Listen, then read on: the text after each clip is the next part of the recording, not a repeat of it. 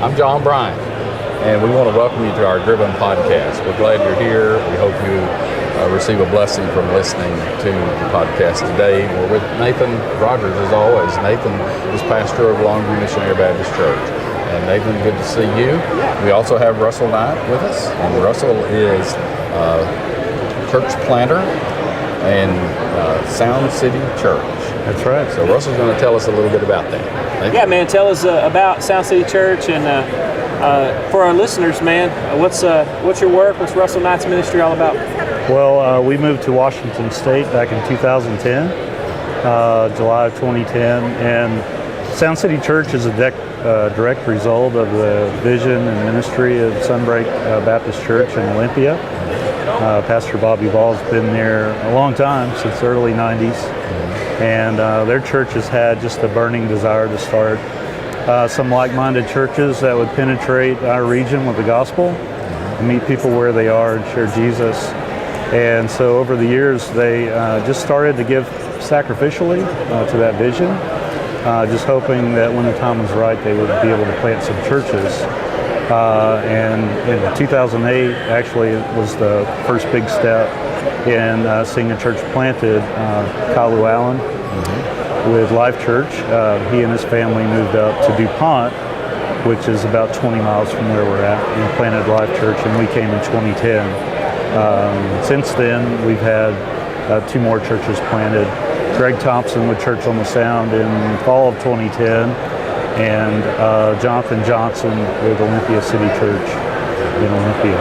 So Sound City Church is one of 4 church plants that are taking place and are in various stages of development in the South Sound. And so Sunbreak's vision was to literally surround the Puget Sound region with gospel-centered churches that would penetrate the community. And so that was compelling vision for me, because I was in West Virginia at the time, working with Jason Sheffstall, planting Stonebridge Baptist Church. And Bobby Ball called me randomly out of the blue. One day I was sitting on my porch in West Virginia, and he said, "We want you to pray about coming out here." And so here we are. So the Circle City, that was John just a little bit ago. I'm getting them mixed up. The Surround the Sound ministry really had a cool start. The way that God orchestrated how that was birthed, and even how some of the finances came in to get that kicked off. Yes. Tell us a little bit about that. Yeah, it's a really cool story, because Sunbreak had, like I said, they had a vision to start these churches, and they had given sacrificially. And they also had a special relationship with one of our churches in Bremerton, Washington, about an hour and a half away. And Trinity Missionary Baptist Church in Bremerton, Washington. And Sunbreak had helped them. This was a church that had been struggling for years, and so they came along and just encouraged them, helped them, help pay the pastor's salary for a while, help repair the building. And long story short, eventually Trinity closed their doors. And they came to Sunbreak and said, "We want you to take our building and use it for the kingdom and use it to plant churches. We want you to use this to bring life from a sad event, the death of our church, but we want you to start churches with this." And so that's an amazing thing when you think about the sale of this building was used to start 4 church plants. And I just think that's an incredible thought. It is. Because buildings, they're an incredible resource that we have. And you never want to see a church close their doors, but man, some incredible things can happen if we steward those resources. I think that's really encouraging too, because unfortunately, there are churches that close their doors. And there's probably some people that may be listening to this podcast that are in situations or know churches that are in that situation. And I think it's great that there's an example there that we've seen that's worked and been effective.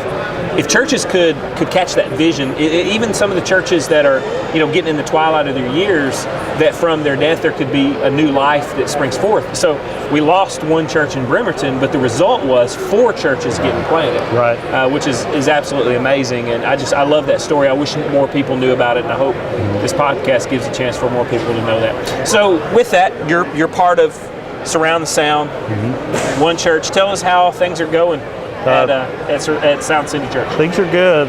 We've had a unique path for our church plant. So we launched we just basically tried to build relationships for the first year in the life before we launched our church. We wanted for people to know us before we started just inviting them to church. We didn't want them to think that we were building a relationship just to get them to church. Right. So we took a kind of a careful, calculated approach with that. We launched the church in September of 2011, and we launched it in a coffee shop that our church owned and operated for 3 years. So we wanted to have a marketplace strategy for reaching people. America loves coffee now. I mean, it's spread with the rise of Starbucks over the last 40 years, but especially in the Northwest, people come together over coffee, and coffee shops are really a third place where people go at home, work, and then a third place for community. So it was an amazing story. We had some very generous churches across the ABA that helped us get this coffee shop open. It provided an incredible place, a comfortable place for people that have never been in church before. Only 5% of the people in our community are in church on a given Sunday. And so thinking about that, trying to leverage that, we wanted a comfortable place for them to come. And so that was kind of chapter one in the life of our church. Daily rhythm of owning and operating a coffee shop, meeting there on Sundays, meeting people. We wanted to do whatever we could to fast track relationships in our community. And that's why we did that. And we closed that phase out in 2014. And now we're kind of in a harvest phase of our church plant. We've been building relationships for almost 6 years now. And we're really seeing some cool things happen. I have 2 high school students, and Tumwater High School is kind of our home base. Not only do we connect with kids there, we connect with their parents. We're at sporting events. Our kids run track and field. My daughter's in theater. And so it's been an amazing way to connect with people. And we live we're in an urban area, but Tumwater has a small town feel, and everything happens around the high school. So that's been really good for us. I noticed on your mission statement, it said Sound City Church lives to do whatever it takes to help people become fully devoted followers of Jesus Christ. And, yes, you can hear that in your voice. It's a bold statement. It's hard to live up to.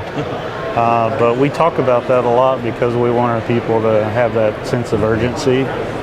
And we are trying to live that out. And we do some things that are a little different. In fact, this Sunday, the church is leaving the building. We're having a serving Sunday at Sound City, helping a single mom that is just struggling. She needs some help around the house. We've got some construction projects. She has a couple of foster kids. So we're just going to invade her house this Sunday and just show her the love of Jesus. We have a 5K. It's a Race for the City 5K this will be our 3rd year to do it, the last week of July. And we enjoy a partnership with Surround the Sound on that. We're partnering with Olympia City Church to put on this 5K. And we also do that. We do it on Sunday morning because we want the church to leave the building together strategically every now and then, just so we realize that we are called to leave the walls of the church and engage our community. And we love doing this 5K because we're in an active running community, and it's given us opportunity to meet a lot of people that we wouldn't otherwise have met, and benefit some local nonprofits that are doing some great work. One of the things that I love about the culture of your church, watching from afar, you talked about the coffee shop model that you guys had going for a while, and you met in the coffee shop. Mm-hmm. And I loved it. I got to spend a couple of services with you guys when you were in the coffee shop. And when you came to worship, it had a neat vibe that was different than a traditional church model, because everyone was sitting around in the coffee shop having church. You guys had a podium, you had music, you had preaching, but folks were sitting around the tables in the coffee shop with a scone and a cup of Joe, and enjoying the worship.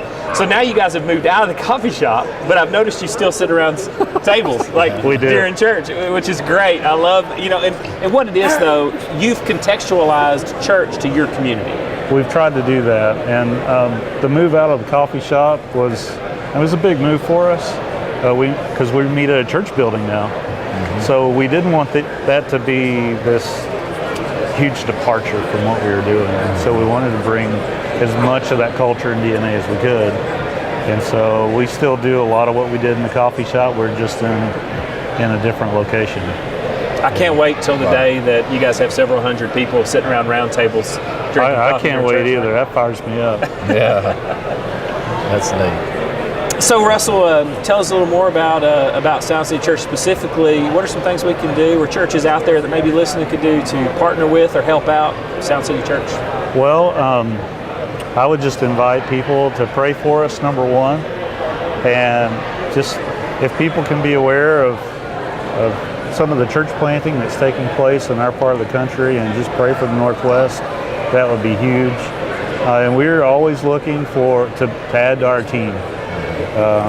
If somebody has a heart to reach people, we have a lot of great opportunities.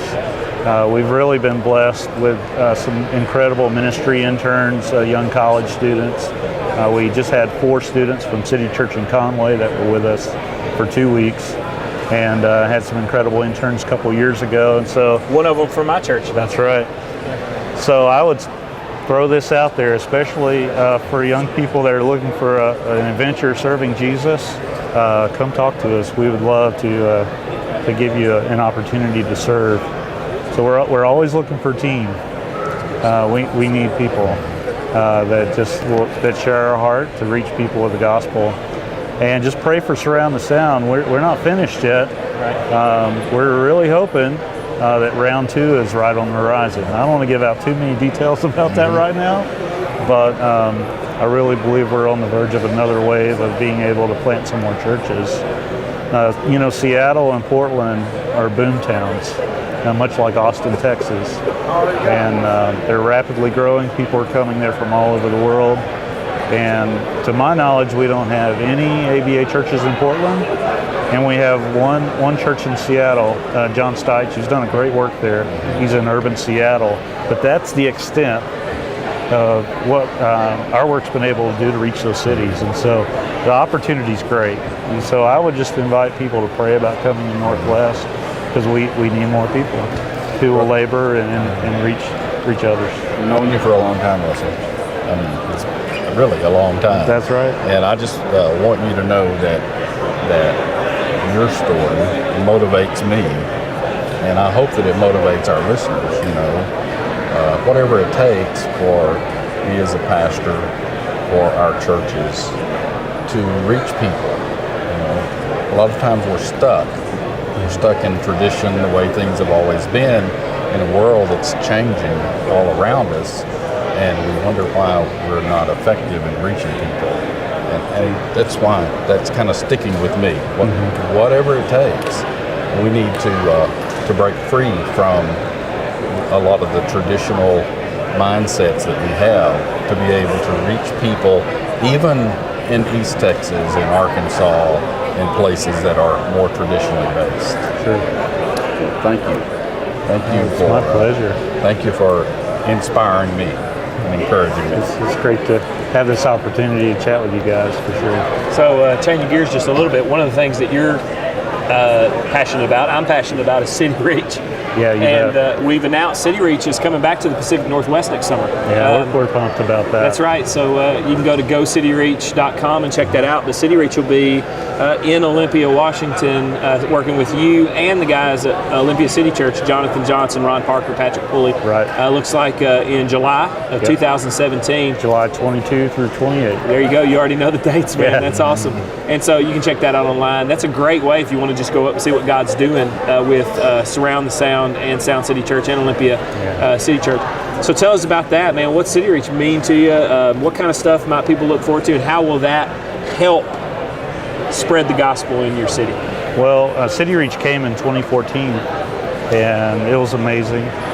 We had about 200 people invade our city, and it was just a really great week of ministry. And Tumwater proper is a town of 23,000 people, and people all over town were buzzing about all these people that love Jesus. And I had friends in town saying, we saw vans out, and we saw people washing cars, and there were people working on the church building, and people fixing my neighbor's porch. And so it made a big impact on our city. and a lot of seeds of the gospel were sown. And so it was amazing. And so to have City Reach come back one more year, we're really pumped up about that because we're just, both of our churches, I think Jonathan would agree with me if he were here, we are right on the verge of kind of taking some huge next steps for our churches.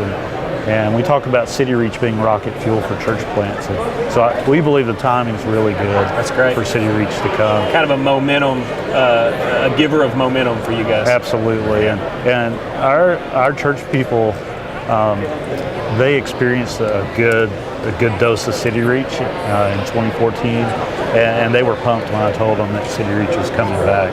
Awesome. And it's an amazing place to come for a mission trip. It is. Beautiful weather. This year it was like 150 degrees in Austin during City Reach, so it'll be nice when it it's was a high of 65 in Olympia last week. So right there you go.